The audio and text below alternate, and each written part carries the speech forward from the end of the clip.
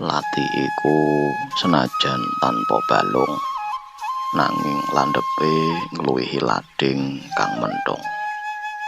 Saben tembung kang metu dadi panah kang trajang, misahake ati, nggawa lara kang ora gampang ilang.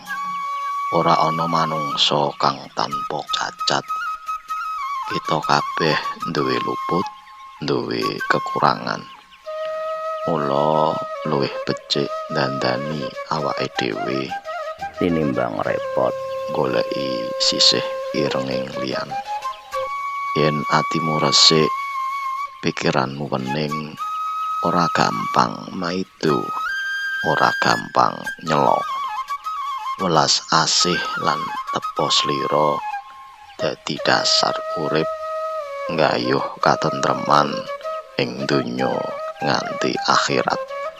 Muga-muga kita tansah eling maido iku laku ala kang ora nyenengake Gusti.